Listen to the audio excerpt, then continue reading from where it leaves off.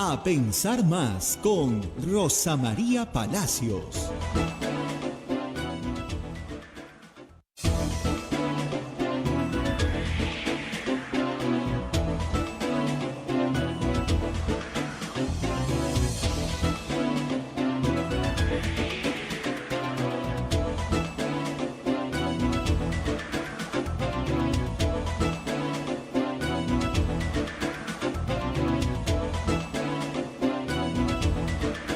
Señoras, señores, muy buenos días. Bienvenidos a Pensar Más con Rosa María Palacios.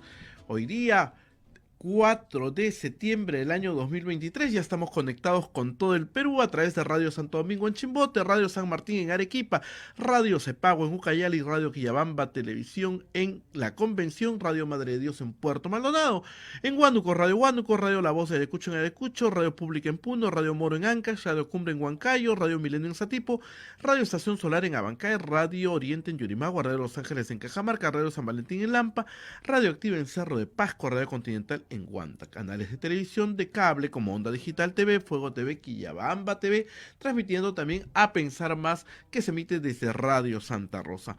También Facebook de Radio Santa Rosa, Facebook de Radio Quillabamba TV, el canal de YouTube de Radio Santa Rosa y nuestra página web www.radiosantarosa.com.pe. Hay mucha información que Rosa María nos va a analizar esta mañana. Muy buenos días, Rosa María, ¿cómo estás? Muy buenos días, Abel, y muy buenos días a todos nuestros oyentes en el Perú y en el mundo, oyentes, televidentes, los que nos escuchan a través del podcast. Empezamos la semana así cargados de información, pero lo primero, tenemos que cumplir con nuestros auspiciadores. La Pontificia Universidad Católica del Perú es la universidad número 1 del país en el cumplimiento de los objetivos del desarrollo sostenible, de acuerdo al ranking Times Higher Education 2023. Este logro refleja nuestro compromiso por la construcción de una ciudad inclusiva, segura, resiliente y sostenible. Visítanos en puc.edu.pe. Palestra Editores presenta el libro Justicia Climática, Vulnerabilidad y Protección, una contribución importante a la discusión sobre la justicia climática y su relación con los derechos humanos y la distribución de recursos. Sin duda, una lectura fundamental para aquellos interesados en la ética y la política del cambio climático, así como para aquellos que buscan soluciones justas y equitativas para abordar este problema global. Encuéntralo en palestraeditores.com o escribe al WhatsApp 993554971. Y muy bien, ustedes también nos pueden ayudar, por supuesto, a través de todas las billeteras electrónicas que existen en el Perú. Ya, Peoplin, pueden tomar el QR que aparece acá debajo mío, lo capturan, le toman una foto así y tic, entran rápidamente o le entran, digamos, a través de la billetera, escanean el código y ya está, facilito.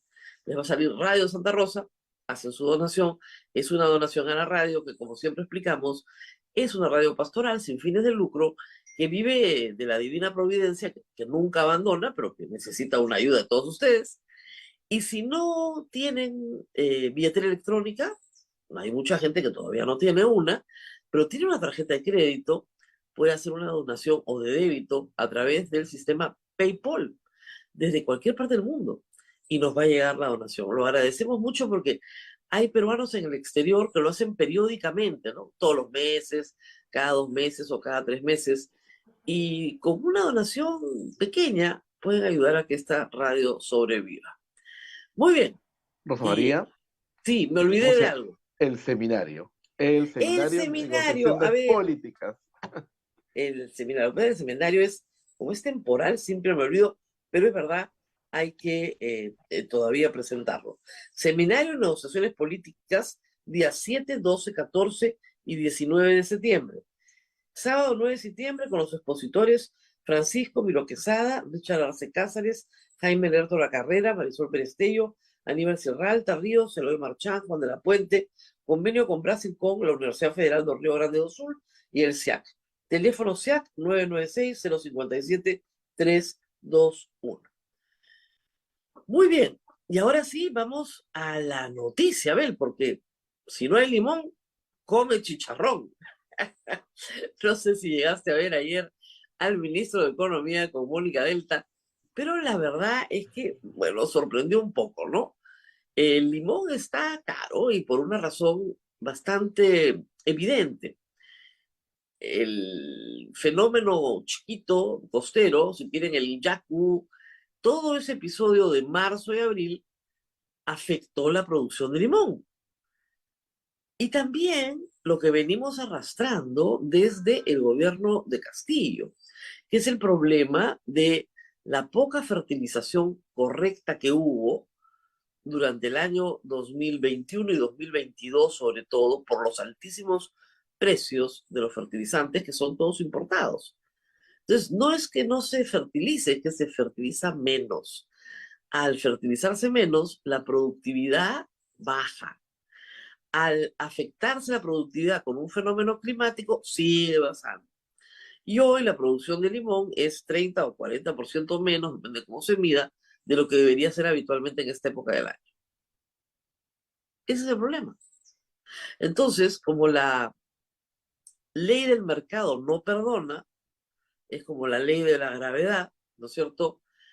Si no hay oferta, pero hay la misma demanda, el precio va a subir, porque somos más gente las que queremos un bien escaso. No basta con cambiar de hábitos. Simple y llanamente tenemos que entender que el limón va a estar más caro de acá. Han dicho algunos, he escuchado temprano a Carolina Trivelli, hasta finales de octubre, cuando ya entra la siguiente producción. Somos un país que come además un tipo de limón que no todos los países del mundo tienen o cultivan. La importación va a demorar. Puede importarse, sí, pero no hay de muchos mercados y va a demorar. Y somos un país que consume muchísimo limón en su dieta, lo cual está muy bien, pero consume no solamente por el ceviche, sino por la salsa criolla. Dicen ustedes en todas las cosas en la cocina peruana en la que necesitas un limón. ¿Ha pasado antes? Ha pasado antes. Normalmente asociado a los fenómenos del niño. Así que, sí, el clima comienza a cambiar hacia noviembre, diciembre, enero, febrero, tenemos temperaturas altísimas, etcétera, etcétera. Mejor sigamos comiendo chicharrón. Lo que hace gracia es que los políticos no entienden que esto de la sustitución a la gente o le da risa o le da cólera. Y si no, pregúntenle a María Antonieta, que perdió la cabeza en la guillotina, por decir algo así como, ¿para qué quieren pan si pueden comer pasteles? Pero no aprenden, ¿ah? Aníbal Torres también se hizo famoso diciéndole a la gente que no coma pollo.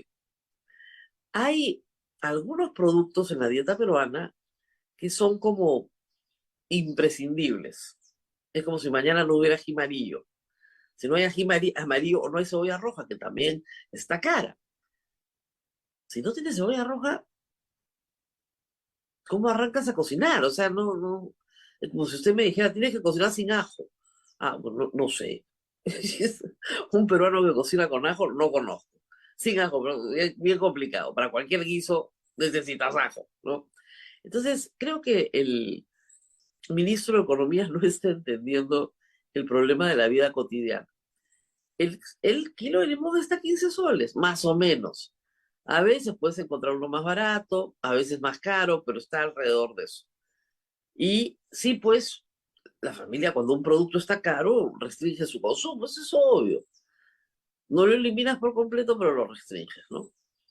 Y sí hay que encontrar y explicar a la gente las razones por las cuales está caro, no por la maldad no por la maldad de los agricultores, sino porque enfrentas dos problemas que se han juntado.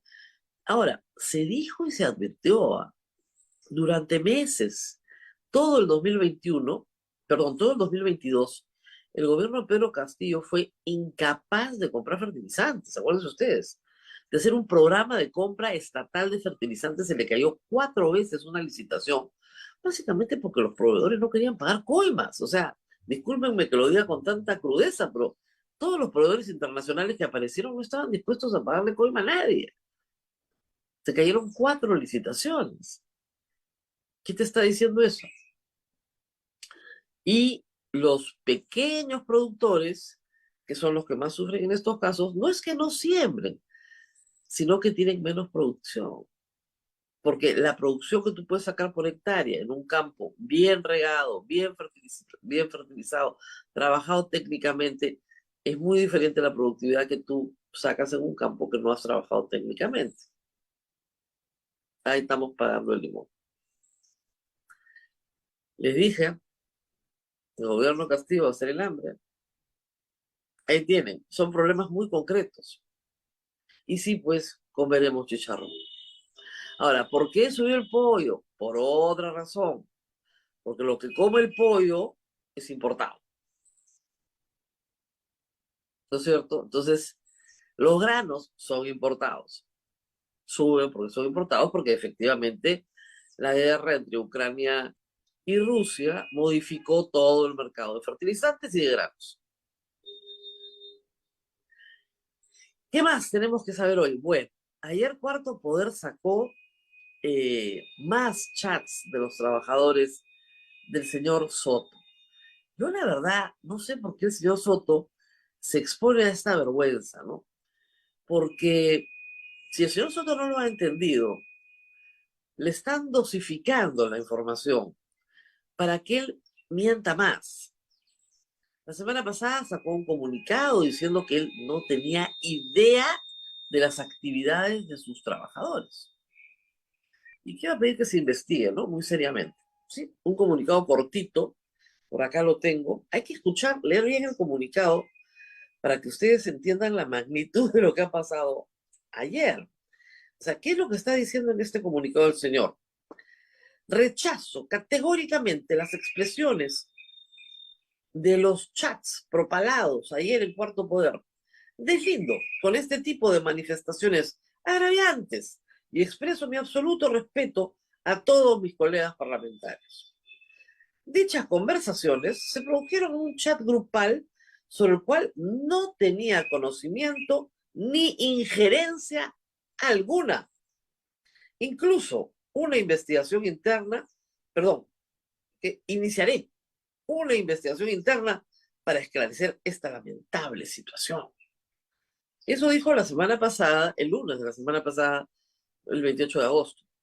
Chat de los trabajadores, yo no tengo idea qué hablarán ahí, ¿eh? No conozco, desconozco mayormente. Muy bien. Bueno, anoche, ha sido increíble, anoche se produce la siguiente conversación cortesía del Cuarto Poder, ¿ok? Se produce, estos son los chats, voy a leer algunos chats. 27 de octubre del año 2022. Piensen que esto es el año pasado, ¿ya? A fines del año pasado. El señor presidente termina dando un golpe de Estado el 7 de diciembre. Esto es el 27 de octubre. Sandra Rodríguez, que es la asesora que lleva la voz cantante en esta conversación, dice: mensaje para todos. No saldrá del despacho ninguna acción ni actividad, incluidos videos, que no tengan autorización del congresista. ¿Ah? ¿Ninguna actividad? ¿Ninguna acción que no tengan autorización del congresista? Entonces, ¿este chat lo desconoce el congresista? ¿No sabe qué conversan sus trabajadores? Si acá su asesora principal, Sandra Rodríguez, da una instrucción y les dice: no va a salir ninguna acción ni actividad que no tengan autorización del congresista. O sea, todo tiene que salir con autorización del congresista. Bajo responsabilidad de ser retirado del despacho. 2. Invocar al respeto a las jerarquías bajo responsabilidad de lo indicado anteriormente. ¿Ok? Entonces, algunos trabajadores, para empezar, Penélope Contreras, que es la que compra la publicidad en Facebook, dice: ok, doctora. Melissa Obamán dice: está bien, doctora. Yashira Peralta dice: está bien, doctora. Rosa Huitrón dice: entendido, Sandrita. Y ella repite, porque no contestan todos: por disposición del congresista, dar por enterado su conformidad. O sea, respóndanme que han entendido. Y todos arrancan de nuevo. Eduardo Castillo: ok, Julio Castillo, doy conformidad, y Sheila Peralta conforme, Rosa Buitrón conforme, Edgar Gamarra conforme. ¿Qué les está diciendo el 27 de octubre? Todas las actividades que hacemos acá, todas, todo lo que sale de este despacho tiene que tener aprobación del congresista. Y si no nos han entendido lo que acabamos de decir, mándenme un comprendido, porque tengo que tener por orden del congresista constancia de que han entendido la indicación. Ya pues, esa es la primera. Esa es la primera, esa es la primera que pasaron ayer en Cuarto Poder. Luego, Sandra Rodríguez, que le preocupa mucho los comentarios que hacen en los programas en los que sale su jefe, le habla al equipo. A ver, y esta conversación también es más o menos de esa fecha, alrededor de esas fechas. En los comentarios en las redes indiquen de que, así escribe, ahí están hablando como que Aragón es el autor del proyecto. Aragón es el otro congresista del Cusco, el enemigo. Y no es así. Entonces hay que poner que él es un copión. La orden directa, digan, el otro congresista es un copión. Que toda la vida se copia, esos son los mensajes. Ahora eres un segundón. Primero el doctor fue presidente de la Comisión de Transportes. Ahora tú siempre siguiéndole los pasos. O sea, él es el segundo plato.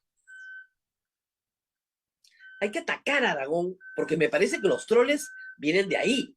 Así que, manos a la obra. ¿Cómo no vas a ver nada? A ver, el señor Soto se iba al Cusco a un canal de televisión, CCT, sobre el cual él tiene control.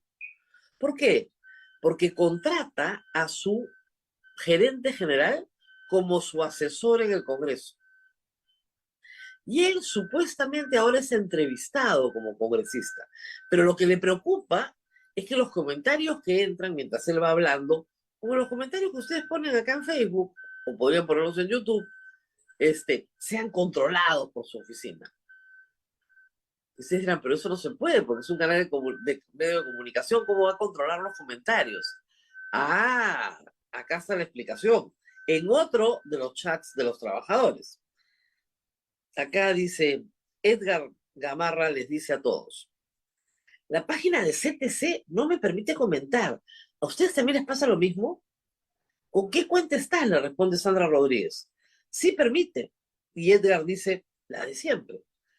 Penélope Contreras dice, todos están habilitados, nadie está bloqueado. Nadie tiene acceso más que yo para bloquear, por eso sé que no estás bloqueado. Como una trabajadora del Congreso, técnico de la oficina del señor Soto, está habilitada, solo ella además, para bloquear comentarios en una página de un medio de comunicación privado. Explíquenme eso. Obviamente el medio de comunicación privado está a disposición del señor Soto para sus fines personales. Y si se ven las imágenes que pone ahí el Cuarto Poder, los comentarios de cuentas falsas, eso lo sabíamos de la semana pasada, usted es el mejor, doctor. Doctor, siempre con usted, qué buen trabajo. Es increíble. Y todos son trabajadores de la oficina de Soto, que tienen, como ven claramente, dos misiones: ensalzar al señor Soto y atacar a los otros congresistas del Cusco. Y acá está clarísimo. De ahí nos vienen los troles, tenemos que atacarlo. Ahora, este es un trabajo que demanda horas de dedicación.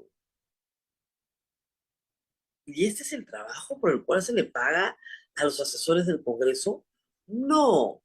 Contra lo que Nano Guerra dice, que un congresista tiene derecho a hacer política con su oficina, no es la función de un asesor del Congreso limpiarle las cuentas que lo critican de un programa de televisión al cual se le da acceso porque contratas al gerente de esa empresa para que te dé acceso a bloquear a los que no te gustan. Y como toda acción y toda actividad tiene que ser aprobado por el congresista, es evidente que el congresista sabe esto y que su asesora, Sandra Rodríguez, responde a sus órdenes.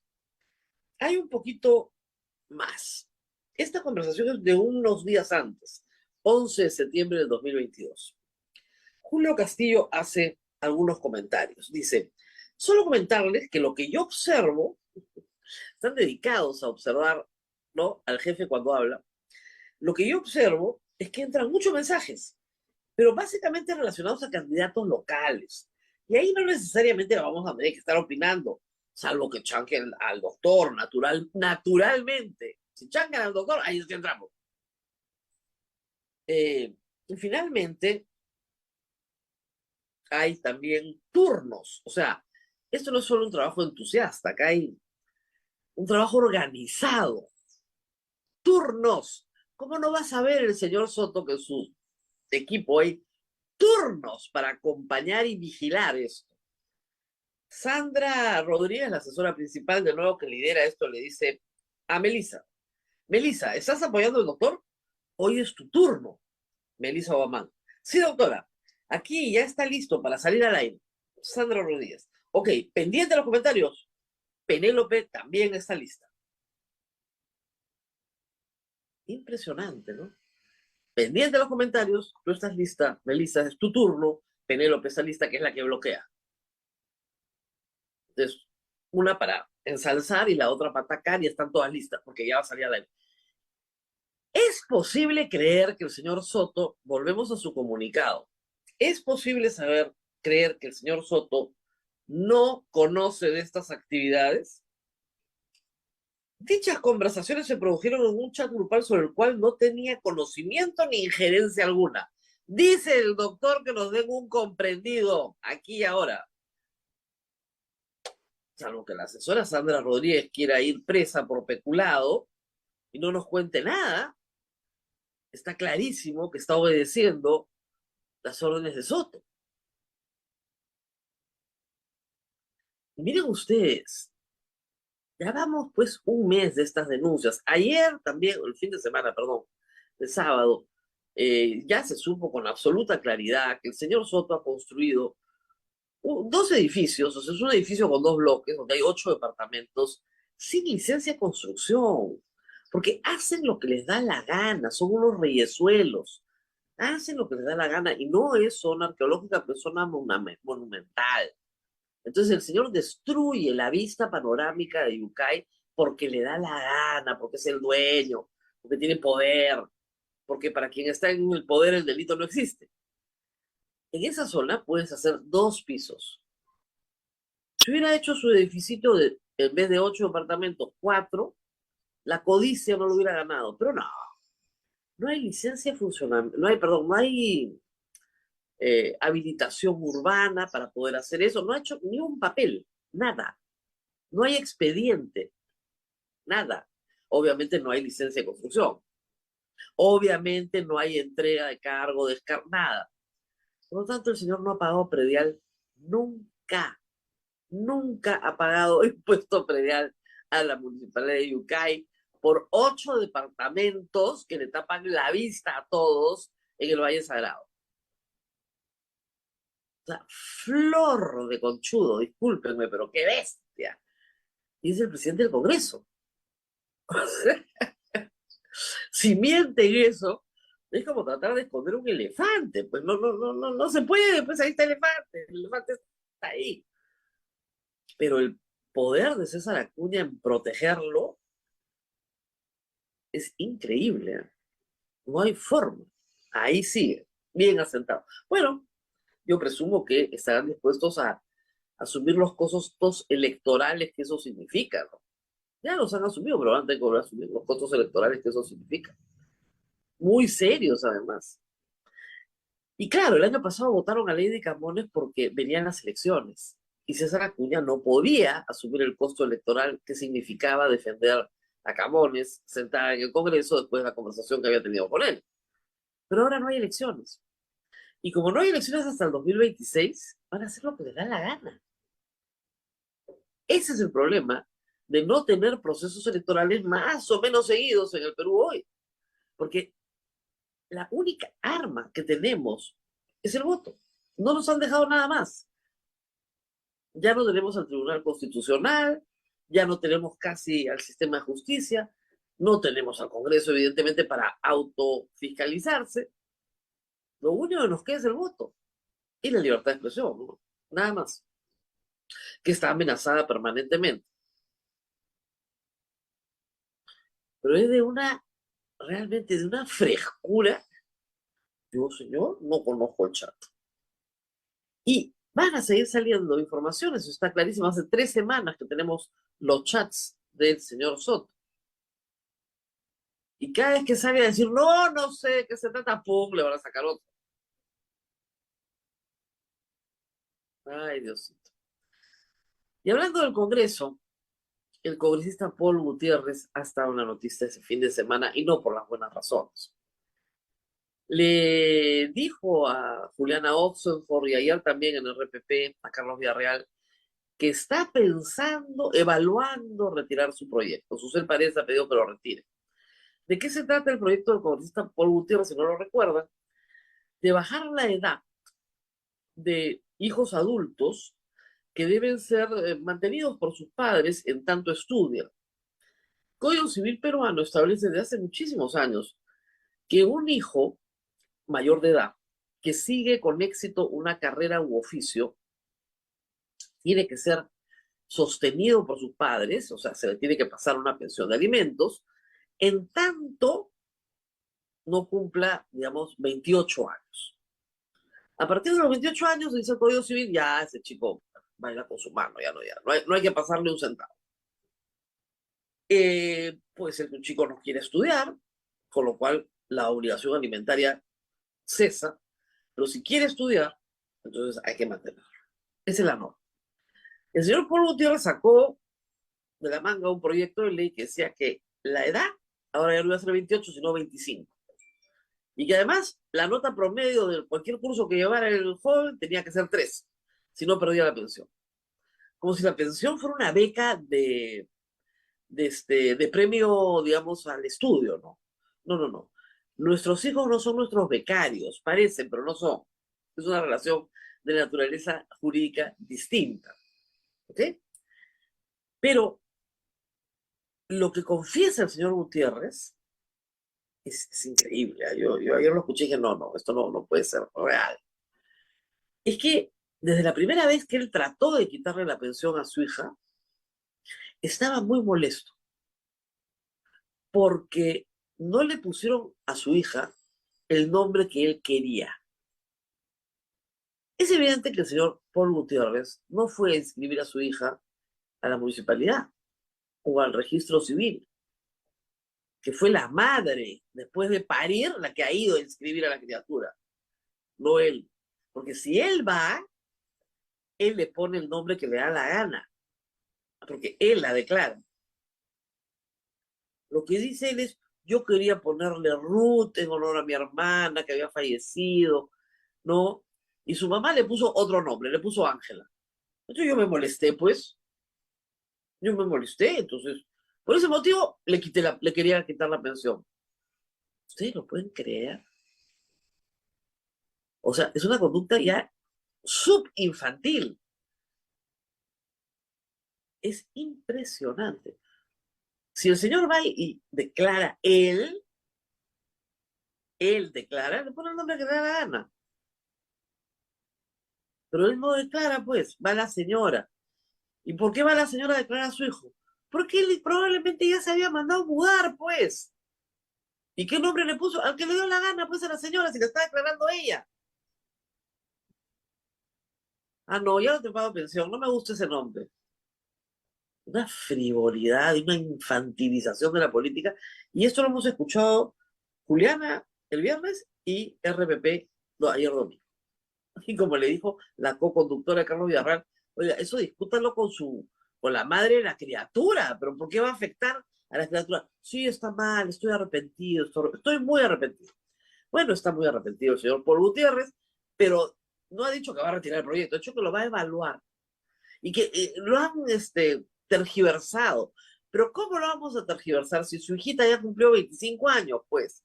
Y está sacando un proyecto de ley para ahorrarse de 25 a 28 el pago de la pensión. ¿Por qué se quiere ahorrar ese tramo? Porque antes el señor tenía sueldo de maestro y el 22% del sueldo de maestro probablemente eran 300, 400 soles. Y con eso no pagas una universidad privada. Pero ahora que es congresista de la República, el 22% sí da para que su hija estudie ingeniería y termine la carrera. Y como se quieren quedar hasta 2026, ahí van 3 años para que esta chica termine su carrera de ingeniería en una buena universidad. Gusto debería darle al señor. Gusto debería darle que su hija se va a graduar de ingeniera. Que pague, pues. Es una desvergüenza absoluta. No me gustó el nombre que le habían puesto. No pago pensión. De todas las estupideces que he escuchado, esta es de campeonato. ¿Eh? Pero parece que presentó la acción así. La primera acción que presenta dice, señor juez, no le han puesto el nombre que yo quiero, por lo tanto, no le pago pensión. El juez le dijo, vayas a freír bonos, pague pensión, y le embargó el 22% de su cuenta. Este es el congresista Paul Gutiérrez. Ya pues, ¿qué podemos esperar? Pausa y volvemos. Está con nosotros José Ugaz, abogado.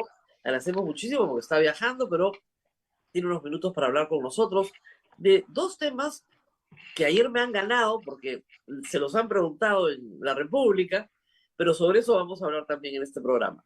Vamos a la pausa, Abel, y regresamos. Así es, Rosa María, pero permíteme decirles que el proceso de vacunación está bien fuerte, Rosa María. He ido a vacunar, pero Pero ¿sabes ¿sabes qué? qué? El Ministerio de Salud debe corregir lo que publica.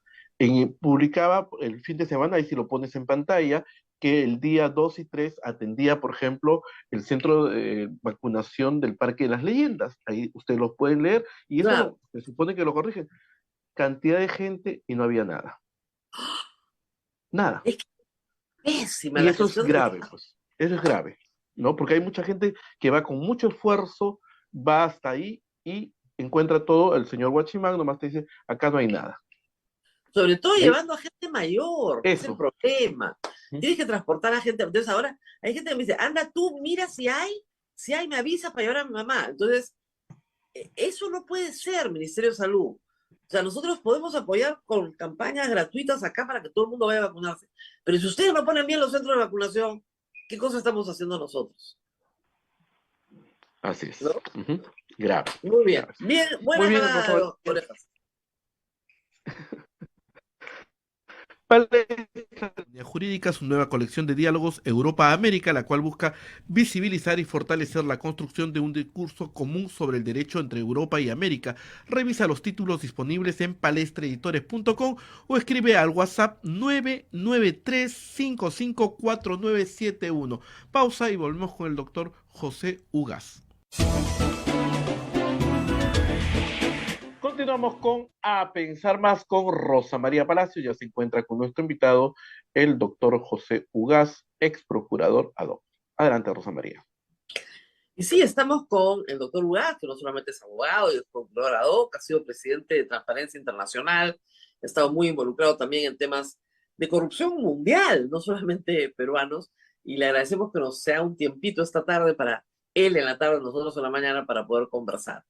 Y, doctor, quería empezar por el caso Soweto, porque es un caso en el que usted ha estado en algún momento involucrado. Entiendo que ha estado con las viudas de 4 líderes ambientales asesinados hace 9 años en el Perú por madereros ilegales, reconocidos, identificados, sentenciados en enero pasado, y en una apelación ante la Corte Superior de Ucayali, la Corte manda todo el proceso a cero. Y yo recuerdo cuando yo estudié en la Católica, Sociología del Derecho, uno de los primeros casos era esto, ¿no? Cómo un caso puede durar años, ¿no? Y los jueces se preocupan porque una prueba no fue bien informada o mal actuada y anulan todo para que vuelva a empezar. A ver, explíquenos esto, por favor, porque ¿cómo explicarle a la gente callánica que esto es posible en el sistema judicial peruano? Buenos días, Rosa María. Muchas gracias por la pregunta. Realmente es un caso vergonzoso, como lo he señalado anteriormente, porque es una doble victimización para un pueblo como el Ashéninca, en este caso, esta situación. Este proceso tiene 9 años de iniciado, hay 4 personas muertas que ya de por sí el Estado tendría que haber hecho algo, por lo menos para de alguna manera hacer un mea culpa, porque estos 4 dirigentes fueron asesinados cuando iban por tercera vez a buscar a las autoridades, a reclamarles protección, porque los traficantes de madera estaban entrando en sus terrenos, que son terrenos protegidos por tratarse de una comunidad nativa. Después de 9 años y existiendo evidencia, porque hay testigos que dan cuenta de algunos de estos asesinos en un bar comentando que ellos son los que habían matado, por orden de quién, etcétera. Es decir, evidencia no falta en el caso, ¿no? Y como usted bien dice, no se trata aquí pues de recurrir a ciertas formalidades absurdas para decir vamos nuevamente a juicio oral. Además, aquí ha habido un hecho que uno puede decir, bueno, tiene que ver con la incapacidad del sistema o la ineficiencia o la torpeza de quienes administran la información del Poder Judicial, pero luego de que la Corte toma la decisión de anular la condena de 28 años y 3 meses, el Poder Judicial publica un comunicado diciendo que se ha confirmado la condena, con lo cual evidentemente genera una expectativa en los propios parientes de las víctimas diciendo, bueno, por fin se hizo justicia. Y 5 minutos después quitan ese comunicado y ponen otro diciendo que no, que en realidad lo que se ha hecho es anular la sentencia. Y los argumentos para esa anulación son 2. Uno, que no se ha valorado adecuadamente la prueba, lo cual es preocupante porque cuando las cortes dicen eso, de alguna manera están diciendo, oiga, yo pienso distinto a esta sentencia que usted me ha traído en apelación. Y en segundo lugar, dicen que ha habido una motivación aparente, es decir, que no se ha justificado adecuadamente la sentencia condenatoria. Esto realmente es inaceptable por el tiempo transcurrido, por la forma como se ha manejado el caso, por lo que esto está implicando para la comunidad de Sahueto. Yo, efectivamente, como usted ha señalado, me reuní con las viudas, algunas cargando a niños muy pequeños incluso, antes de la pandemia, para que vea el tiempo que tiene esto, a propósito de una reunión de la OEA que hubo acá en el Perú, y era desgarrador, yo lo he documentado en mi último libro también, escuchar este testimonio de cómo, por ejemplo, la comunidad se vació de hombres, porque los hombres asustados por este tipo de asesinatos y amenazas salieron de la comunidad y se fueron a otros lugares, y las mujeres tuvieron que tomar control de la comunidad, dedicarse ellas a la caza, a la pesca, que son actividades que no necesariamente realizaban cotidianamente, y además, como ellas mismas comentaban, teniendo que internarse mucho más adentro del bosque porque los taladores están ahuyentando a la fuente normal de abastecimiento que tenían más cercano a su asentamiento. Todo esto, en general, nos da una idea de un Estado indolente frente a una población claramente vulnerable como la Shem. Además, este caso se conoce internacionalmente. Hay una mirada desde el extranjero a lo que pasa con los bosques amazónicos peruanos y a los defensores de los bosques. Entonces, el papelón, por si acaso, es internacional, si no se enteraron en Ucayali. Pero yo quería ir al tema procesal. Cuando decimos regresa todo a foco a cero, yo presumo que la investigación fiscal no. O sea, se tiene que ir al inicio del juicio oral. Pero en estos casos, ya pensando a futuro, ¿no? ¿No sería importante tener una norma que establezca que cuando se te pide nulidad de lo actuado y nueva sentencia, el mismo colegiado puede volver a sentenciar y corregir su error? Porque hacer todo un juicio oral es 3 años más. Mire, lo que debería ocurrir, atendiendo a las circunstancias, ya que 9 años supera cualquier plazo razonable, que es el estándar que establecen todas las regulaciones internacionales y las propias y nuestra jurisprudencia constitucional incluso en esta materia, lo que debería ocurrir es que simplemente la propia sala reexamine su criterio de valoración de pruebas y la forma como ha motivado la sentencia sin tener que hacer ninguna diligencia adicional. Y eso se puede hacer. Hay alguna formalidad, que es lo que ha detectado la Corte en esta materia, entonces que la puedan corregir en el más breve plazo y, digamos, haciendo 1 o 2 audiencias máximas para recuperar la regulación procesal, puedan emitir un fallo que estoy seguro tendría que ser, espero que tendría que ser condenatorio, ahora, volviendo a los 28 años y 3 meses, porque eso es lo que está aprobado, ¿no? ¿Eso se puede hacer? sin duda que se puede hacer, porque, bueno, hasta donde me ha tocado revisar a mí la documentación, no se está indicando la realización de nuevas diligencias, Ok, sino se está indicando que aquí hay un problema de valoración y de motivación en el fallo. Y eso ok. no requiere más actuaciones, sino una revisión y volver nuevamente a la etapa de acusación y defensa para que se expida un nuevo fallo. Y mientras tanto, hay que decir que los perpetradores están no habidos, a su suerte. O sea, eso es lo más grave, ¿no? Es como la lectura del caso Callara hace 2 semanas. La lectura fue virtual.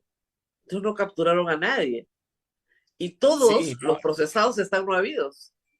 claro, y además tienen una defensa que estoy segurísimo que lo que va a tratar de hacer con esta nueva disposición es pedir más diligencias y tratar de alargar esto lo máximo a ver si llegan a un plazo de prescripción. 9 años es un montón de tiempo para un hecho tan grave en el que, como repito, además debería pesar sobre la conciencia del Estado peruano el hecho de que son dirigentes que han sido asesinados después de haber ido recurrentemente a pedir protección. Y el Estado no fue capaz de darles esa protección ni de resolver el problema, y creo que es uno de los grandes responsables de estas muertes. ¿Ven? Por eso no se puede ser penalista, pues. Porque uno termina enfermo con estas cosas. Es Bueno, bastante frustrante, es ¿cierto? muy frustrante, porque al final tú dices, bueno, acá está probado, está clarísimo, estos son los evidencia clara, contundente. 10 años después, aquí no pasó nada. Y eso me lleva a otra historia que teníamos que comentar hoy, que creo que es importante, que es la historia de la fiscal de la Nación. Ayer hay una entrevista también ya publicada en La República sobre un tema que preocupa. La Junta Nacional de Justicia tiene la obligación constitucional de nombrar, ratificar, ¿no es cierto?, y sancionar a jueces y fiscales. Eso es lo que la Constitución manda. Entonces, la señora fiscal de la Nación ha logrado que a ella, la Junta Nacional de Justicia, no la pueda examinar. O que por lo menos 2 de sus miembros no la puedan examinar. Por argumentos falaces, con una jueza que, además, aparentemente, según ha dicho la doctora Marilena Ledesma, está citando el Código Procesal Constitucional derogado, ¿ya? Pero además, ¿no? Pero la sensación de impunidad es la misma, pero esta vez patrocinada por la señora fiscal de la Nación, que nadie la puede investigar. ¿Hasta dónde Sí, vamos a llegar en esto, no? es grave porque es una generación de impunidad en causa propia, pero ¿en causa propia de quién? O sea, si fuera en causa de un ciudadano común y corriente, uno puede decir, bueno, es una perla más en el rosario de impunidad histórico en el que hemos vivido. Pero aquí estamos hablando de la máxima representante de un órgano constitucionalmente autónomo que tiene por función precisamente investigar la comisión de hechos delictivos. Y la jefa de esa institución está diciendo, bueno, nosotros podemos investigar a todo el Perú, pero a mí no me pueden investigar. Y no me pueden investigar porque el hijo de uno de los miembros de la Junta hace un tiempo atrás fue viceministro de Justicia, entonces me tienen, no hay No, ni siquiera de neutralidad, me justicia, tienen animadversión. ni siquiera de energía y minas, creo que es. O sea, ni siquiera justicia. ¿Ya? Peor aún. ¿Ya? Y ya no es viceministro, ya no. No, ahora, hay una campaña fuerte contra la Junta Nacional de Justicia porque es evidente que ese organismo nace de un evento de corrupción gigantesco, ¿no es Así cierto? es. El Consejo Nacional de Magistratura se corrompe hasta el tuétano y al gobierno y al Congreso, porque el Congreso fue el llamado, el 2018, Congreso de mayoría fujimorista, no le quedó más remedio que destituirlos a todos después de una marcha gigantesca que hubo en Lima, cuando la gente se enteró de qué cosa eran los cuellos blancos. Entonces, los destituyen, se hace una reforma constitucional, votamos en referéndum por esa reforma constitucional, porque votamos en referéndum para aprobar esos cambios, la gente tal vez no se acuerda, y se forma con mucho esfuerzo, después de varios concursos públicos, una junta honorable, que trabaja despacio, hay que decirlo, muy despacio, pero ahí va. Y esa junta es la que nombra a la señora fiscal como fiscal suprema. ¿No tendría derecho esa junta a revisar su decisión si ha sido de alguna manera engañada por la postulante y me refiero al tema de las tesis, le dieron un puntaje perfecto sobre algo que nadie ha visto, ni siquiera los miembros de la Junta. ¿No tendría derecho a revisar eso?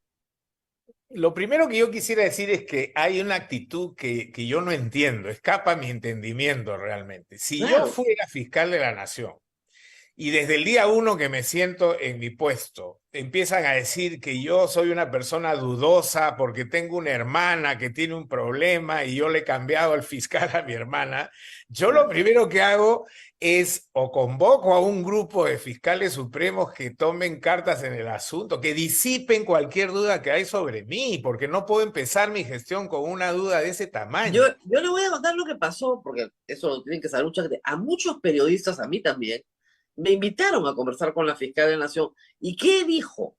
Que se le había sacado porque tenía muy baja productividad. Y esto lo repitió en varias reuniones con distintos periodistas. Entonces, bueno, hasta que la gente del IDL pidió la hoja de la productividad de la señora Betsabe Revilla y se dieron cuenta que no tenía una baja productividad, tenía una gran productividad.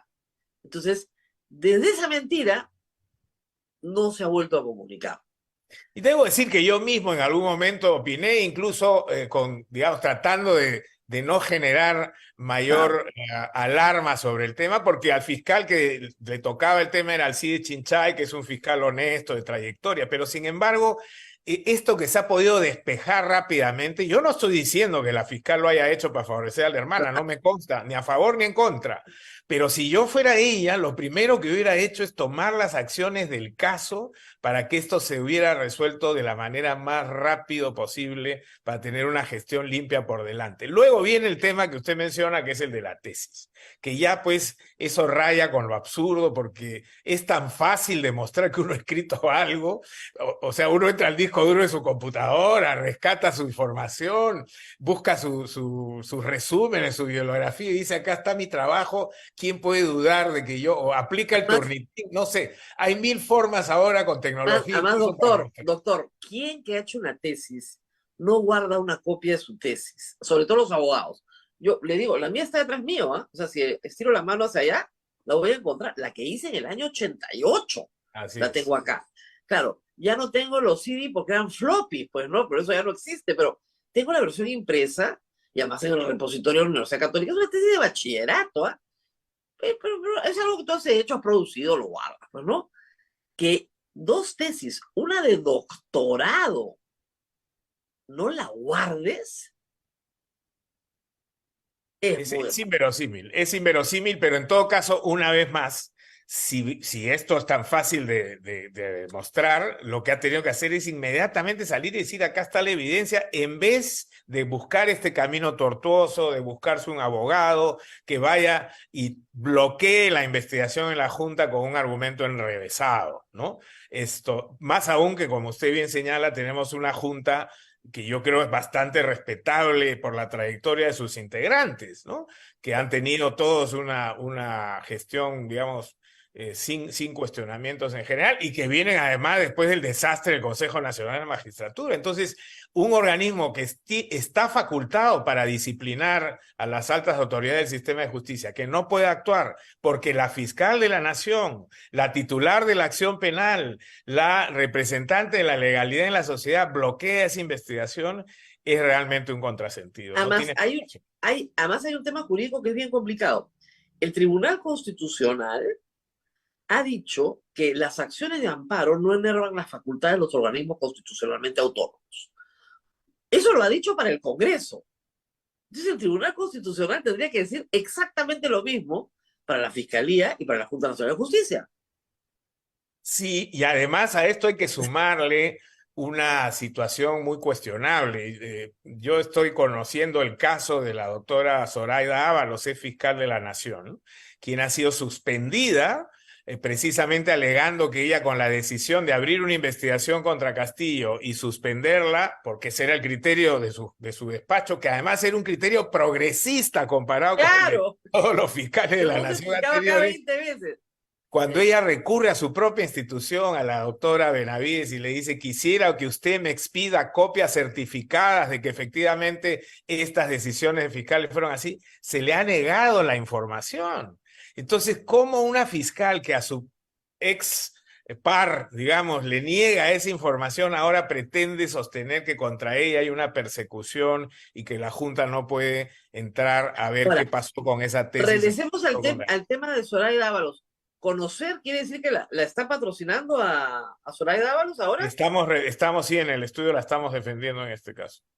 Es un caso muy complejo porque hay una sanción política, ¿no es cierto?, que es la del Congreso, y hay una sanción, pero que no se ha dado en la Junta Nacional de Justicia. Es decir, ayer reclamaba alguien, tienen que suspenderle el título. ¿Por qué? ¿No? Y cómo lograr llevar el caso de Zoraida Ábalos a la Corte Interamericana, que es la única instancia que le queda. Sí, eso lo está viendo con otra asesoría, pero yo debo decir que nosotros hemos tomado la decisión de apoyarla en este caso porque este precedente es nefasto. O sea, si un Congreso de la República va a traerse abajo a fiscales de la Nación o fiscales de cualquier denominación o magistrados de la Corte Suprema porque discrepan de la decisión sustancial que toma ese organismo, entonces, ¿dónde está la independencia de poderes y el equilibrio de balances? Chequeos que debería haber en un Estado democrático de derecho? Eso se acabó. Esto no puede ser. Y lo segundo es que en el caso de la doctora Ábalos, además la han puesto en una situación de indefensión inaceptable porque está suspendida en el cargo, pero no le han cancelado el título, lo que quiere decir que no recibe un centavo del Ministerio Público, pero tampoco puede trabajar. No, pues. Entonces, hoy tiene 0 ingresos, le han cancelado su seguro médico cuando en su familia, se sabe, ella tiene una situación que requiere atención médica. Entonces, hay aquí no, o sea, digamos, hecho incomprensible. La capacidad de ser miserables en esto es grande, ¿ah? O sea, hay espacio para más. Es si, cierto. si pudieran, la matan. O sea, que no la atienda un médico, que no le den ni agua. Bueno, muy bien. A ella la acusan, además, presumo, de algún delito. Esa es la parte que ustedes están viendo, pero no me queda muy claro a mí cuál es el delito del que se le acusa. ¿De omisión de funciones? Sí, efectivamente están señalando que ella ha violado pues sus deberes como fiscal porque lo que le correspondía a rajatabla era decidir lo que luego decidió el doctor Pablo Sánchez, cuya decisión, por cierto, me parece a mí también positiva. Ha habido una evolución, y eso es común verlo en el desarrollo dinámico del derecho, en el que los primeros fiscales de la nación hacían una interpretación literal y decían no se puede ni siquiera abrir una investigación. Lo increíble, hay que decir una cosa, Gladys Echaíz. Bueno, ya, eso suena a broma, pues, ¿no? Gladys Echaíz dijo que no se podía abrir, son sus resoluciones, y ella vota. Hoy día es la acusadora principal. Es la acusadora principal de una conducta que ella jamás tuvo con Alan García. Es impresionante, ¿no? O sea, uno no dice, ¿qué está pasando acá? Entonces, el ensañamiento contra Zoraida Ábalos tiene que tener algo detrás. No es tan gratuito. Yo, salvo que la gente tenga algo personal con ella, la señora Echaíz, ¿no? Pero porque además, Zoraida Ábalos es una fiscal que ve civil, ni siquiera ve casos penales. ¿Por qué el ensañamiento contra ella? ¿Hay algo ahí? Ella Mire, dice, yo no he tenido una relación personal con ella y también, como usted sabe, ha sido cuestionada en algún momento si llevó un curso, no llevó un curso, situación que ella tendrá que aclarar en su momento. Claro. Ya aclaró. Aquí, esta suerte de ensañamiento, efectivamente, la única explicación que uno...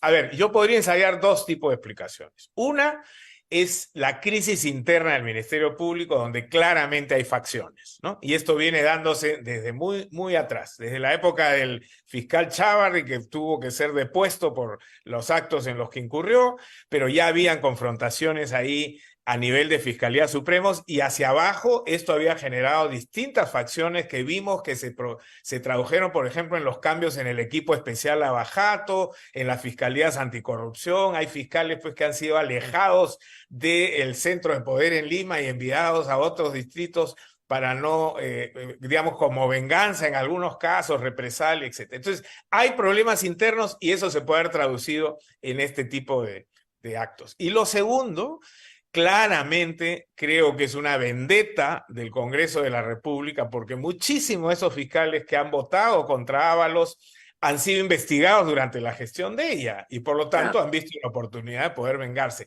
Si queremos saltar un poco más allá, podemos llegar a una tesis conspirativa que en este caso no está huérfana, y es que hay un ajedrez mayor, ¿no es cierto? Usted tiene congresistas tratando, ya lograron cooptar la SUNEDO y desarmar la reforma educativa. Ahora están yendo por la OMPE y el Jurado Nacional de Elecciones. Ahora por la Junta Nacional de Justicia, y obviamente también les interesa tener una Fiscalía de la Nación complaciente que de alguna manera pueda jugar en pared con el Congreso de la República, Claro. con la composición que tiene hoy, Claro, y con cuando uno con ve, el a ver, Ejecutivo, ¿no? yo sé que esto parece medio conspirador también, pero cuando uno ve a los de la resistencia diciendo, señora fiscal, la amamos, usted es nuestra gran fiscal, ya, o sea, la única pieza que faltaba para la teoría de la conspiración está ahí. O sea, la Pero portátil, exactamente, es lo la que le iba a portátil comentar. de la mafia.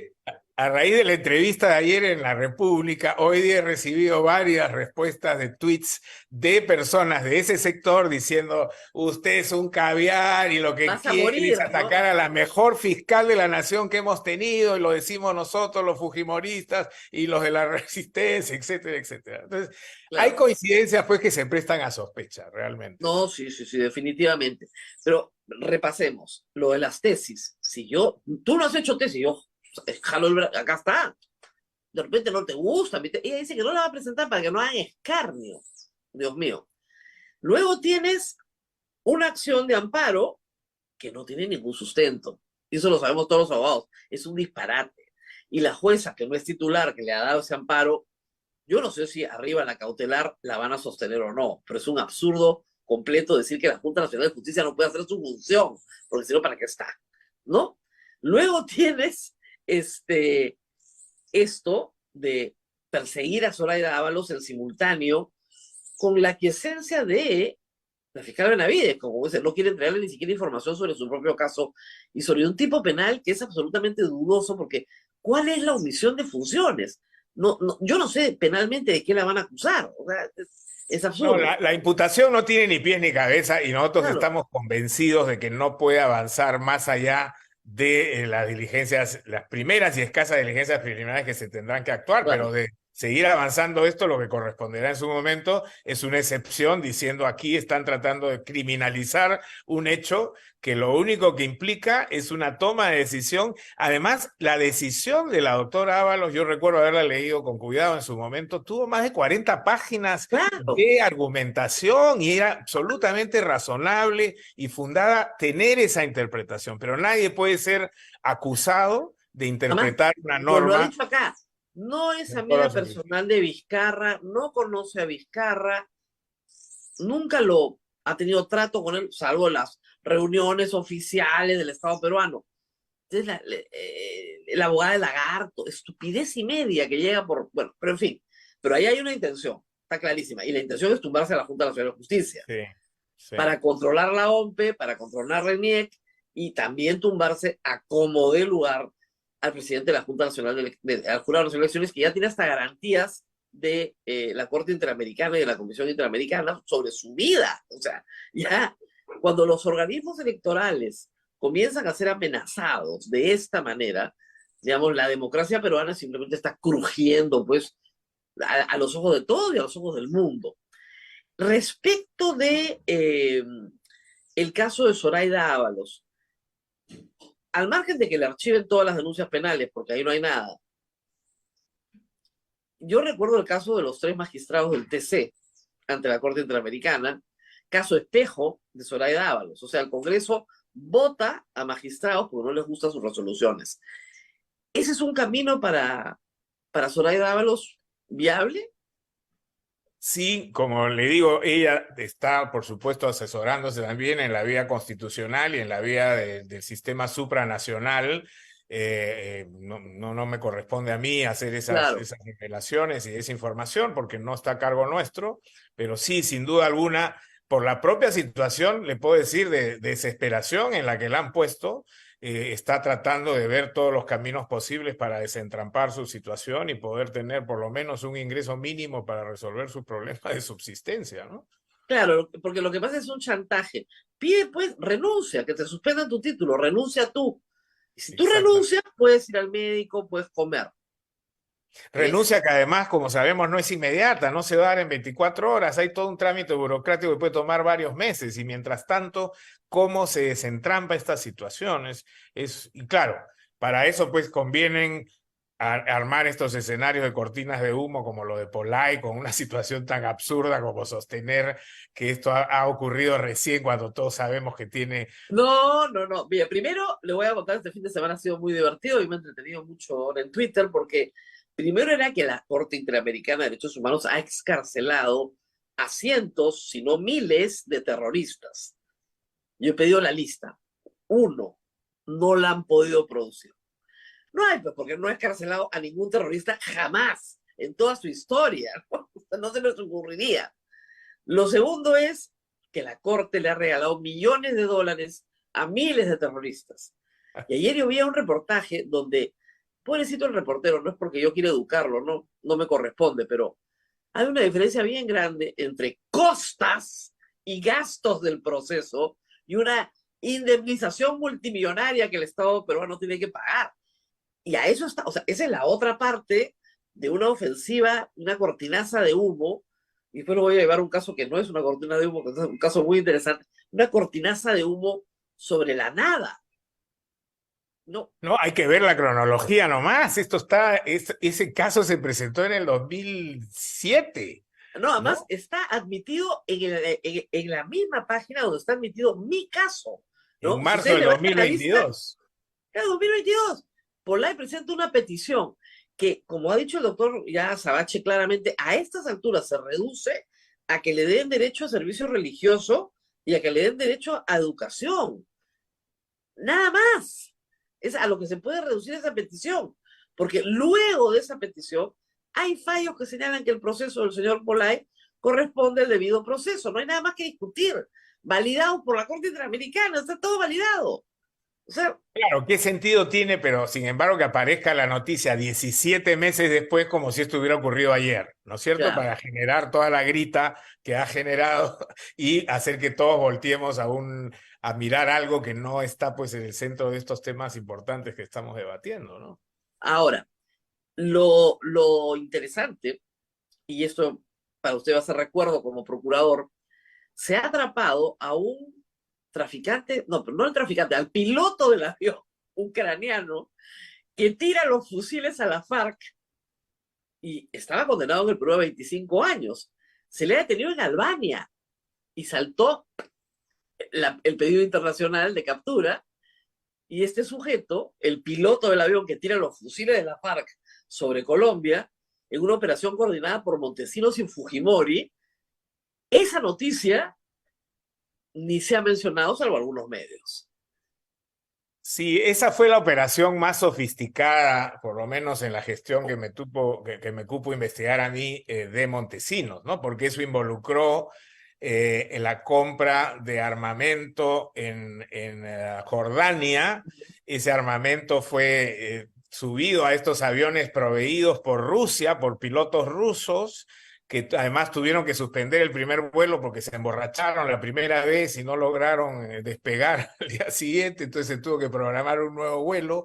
Ahí iba un personaje del ejército peruano que era experto en lanzamientos de carga desde el aire, y esto ya se había coordinado con las FARC, la guerrilla colombiana, para proveerles esas armas que habían sido adquiridas con certificados falsos del ejército peruano, para entregárselos a la guerrilla colombiana que iba a pagar, pagó en cocaína que a su vez fue vendida en el Brasil a un narcotraficante de sobrenombre Ferrandiño. Es decir, una operación sumamente compleja que se pudo desbaratar en la parte investigativa, digamos, al tiempo de que cayó la red de Fujimori y Montesinos, pero efectivamente es una noticia de gran trascendencia porque además este señor va a dar seguramente muchísima información. Y coincide con el otro caso que ha ocurrido también pocos días atrás, que tampoco ha tenido mucha cobertura, es de este sujeto, el ciudadano francés, que ha demandado al Perú por 7.000 millones de dólares, diciendo que el Estado peruano se había comprometido a compensarlo cuando el Estado peruano lo condenó penalmente por estar involucrado en el tráfico de armas. Entonces sí, efectivamente se generan escenarios paralelos con la clara idea de Claro, distraer. lo que pasa es que toda esta idea del tráfico de armas, que involucra directamente a Alberto Fujimori, es un tema del cual los fujimoristas no quieren hablar, no quieren que se recuerde. Pero además, en el caso de la FARC, Alberto Fujimori y Montesinos hacen una conferencia de prensa, es la primera vez que aparece Montesinos ante el público, para denunciar que ellos han develado esta operación, que fue lo más Claro, hipócrita del pero mundo. eso lo hacen una vez que el ejército colombiano, que allana un campamento de la guerrilla y encuentra a estos fusiles, algunos de estos fusiles, hace un seguimiento de la numeración, llega hasta Jordania, en Jordania le dicen cómo, pero no sabemos qué hacen en Colombia, si eso se los hemos vendido al ejército peruano. Ahí interviene la embajada americana, se presenta en el CIN un representante de la embajada americana, y cuando Montesinos se ve descubierto, es que se pone de acuerdo con Fujimori para hacer esa famosa presentación conjunta en la televisión diciendo que ellos han hecho un operativo, así como Chávez inventó un operativo para la supuesta captura de Montesinos, ellos también inventaron un supuesto operativo para el descubrimiento de esta venta clandestina de armas a la guerrilla colombiana, ¿no? Sí, pues porque Chávez sí sabía dónde estaba Montesinos, ¿no? Nos queda a todos claros. Perfectamente, además él no tuvo ninguna intervención en su captura, la captura la generó la policía de Estados Unidos a través de un operativo bastante sofisticado que se generó con la captura de un ex miembro del Servicio de Inteligencia venezolano en Miami, ¿no es cierto? Claro. Y fue la policía norteamericana la que, una vez que capturó a este sujeto, la que obtuvo la información de que estaba escondido en una casa en Caracas, y ahí se hace toda la movida. Cuando van a capturar al individuo que iba a ser entregado en la embajada peruana en Caracas, es interceptado por el Servicio de Inteligencia venezolano, ahí sí bajo orden de Chávez, y Chávez se lleva a Montesinos. Pero cuando se da cuenta que ya no podía hacer nada porque el FBI estaba claramente involucrado en esta operación, es que decide inventarse él una historia y sale en una de estas mañaneras a decir de que el Círculo 1 y el Círculo 2 y que ellos habían logrado detectar todo esto, y ahí es que lo expulsan de Venezuela, ¿no? Claro, perdió a su padrino muy rápidamente, digamos, ¿no? Pero efectivamente eran operaciones, hay que explicarlo, muy sofisticadas. Hoy ya no se hacen esas cosas porque yo no creo que el Estado peruano tenga capacidad de gestión para hacer estas cosas tan... ¿A quién se le ocurre comprar fusiles en Jordania con dinero en narcotráfico para dárselo? Y el negocio de Montesinos era quedarse con el billete, digamos, de los narcos. Esa es la idea. Claro, por eso cuando uno compara las prácticas corruptas de Pedro Castillo con las prácticas corruptas de Montesinos y Menem, es claramente un universo de diferencia. Esto último que hemos vivido ha sido tan burdo, tan improvisado, tan chabacano, que no se compara en efectividad. Y esto no es por enaltecer a Montesinos, pero ciertamente hay una diferencia en la complejidad de las estructuras de corrupción que se implementaron durante el régimen de Fujimori. Y hablando de corrupción, ya se ha hablado del plan Bukele, pero ya todos retrocedieron, porque claro, Bukele no es querido ni por el Foro de Sao Paulo ni por el Foro de Madrid. No le interesa, él tiene otro negocio, otra forma de manejar las cosas.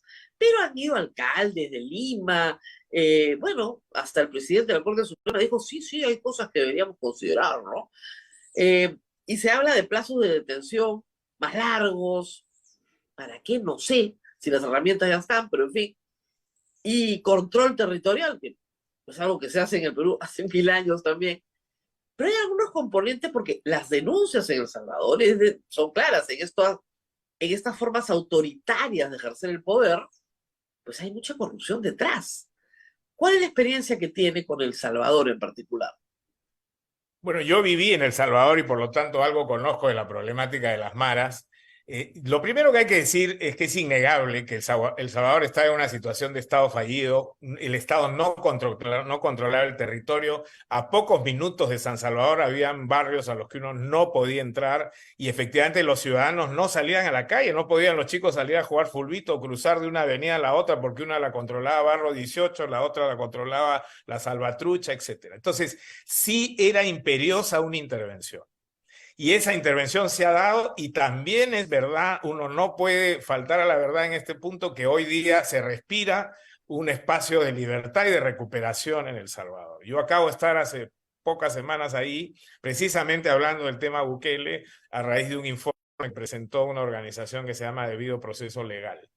Pero hay un ángulo, más allá del tema de derechos humanos, que creo que se ha dicho bastante. Hay que recordar nada más, y eso a mí me llama la atención, que nuestro presidente del Poder Judicial admire la decisión Bukele en ciertos aspectos de procesamiento penal. Por ejemplo, han habido casos hace poco donde se ha sacado a audiencia a 400, 500 personas en una audiencia, con un solo abogado de oficio que tenía derecho a hablar 4 o 5 minutos por los 500. Claro. Y se condenó a los 500 masivamente, a todos a la misma pena. Ahí no existe pues individualización, coautoría, complicidad, nada. Todos Bueno, fueron... pero además Bukele, para hacer eso se tuvo que volar a media Corte Suprema. Yo, o sea, Arévalo sería el primero en irse. Bueno, y antes de eso entró con la tropa al Congreso de la República, con la tropa armada, ¿no es cierto? Y amenazó a los congresistas que si no aprobaban lo que él quería que se apruebe, iba a cerrar el Congreso. Bueno, al margen de los temas de derechos humanos, que tiene muchísimos aspectos a comentar y cuestionables, etcétera, hay un ángulo que a mí sí me ha llamado la atención y que no se discute, que es quién es Bukele en términos de corrupción y de integridad. Primero hay que entender que el señor Bukele entró a la política con las FARC, perdón, con el FMLN, estoy confundiendo la conversación anterior. Él fue candidato del Frente Farabundo Martí para la Liberación Nacional, es decir, la guerrilla del Salvador, que ya se había formalizado luego, obviamente.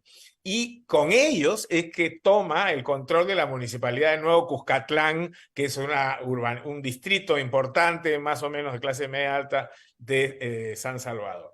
Y ahí empieza a desarrollar su gestión. Él es publicista, su hermano es publicista, son grandes comunicadores, tampoco se le puede negar eso, y tiene una gestión bastante deslucida en la que además al término se le hace una auditoría y se encuentra que hay faltantes de dinero que no se han podido explicar hasta el día de hoy.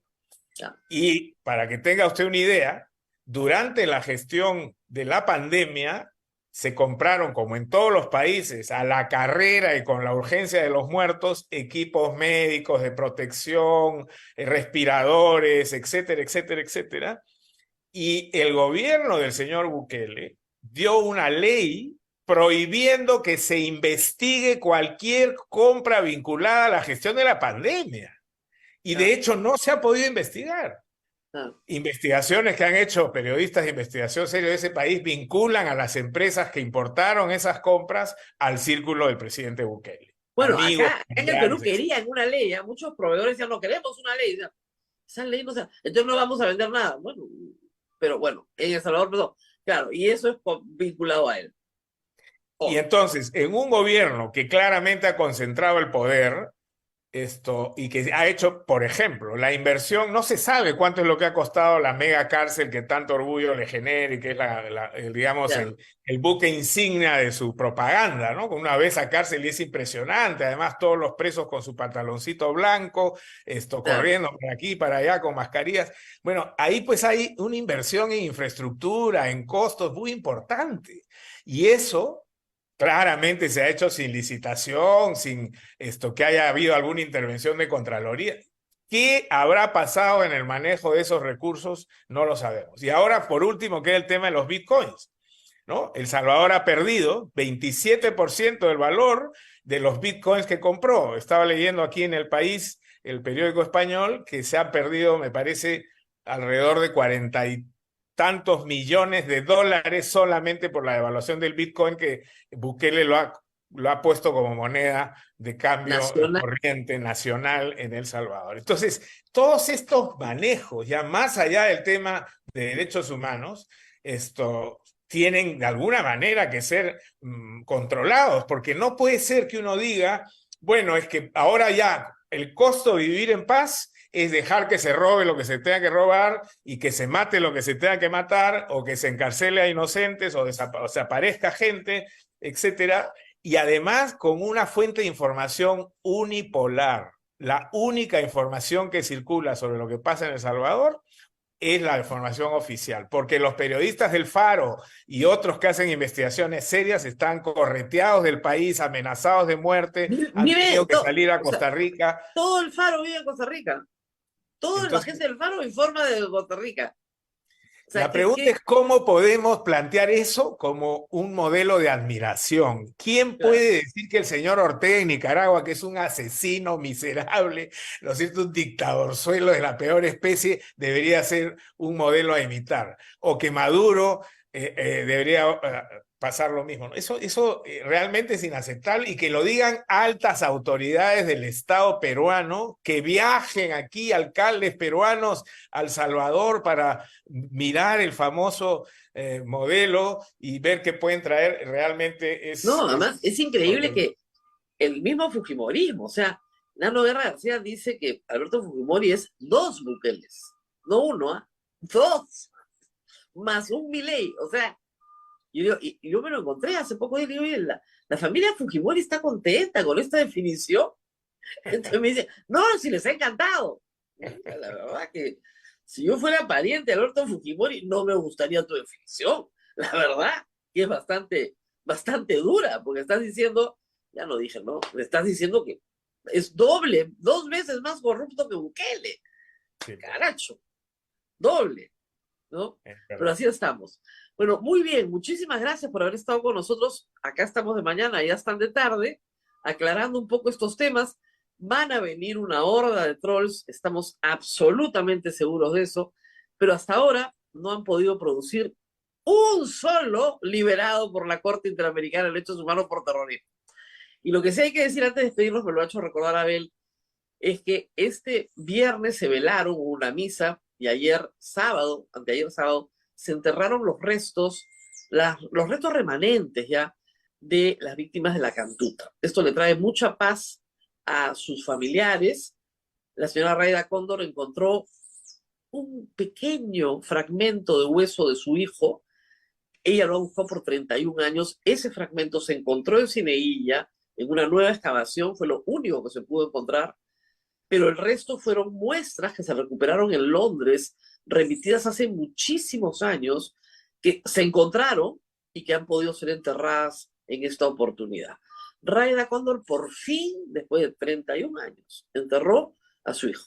Y eso es algo de lo cual nos tenemos que condoler, porque es una desgracia que el Estado peruano no haya podido devolverle a esta mujer lo único que pedía, el cadáver de su hijo. Nada más.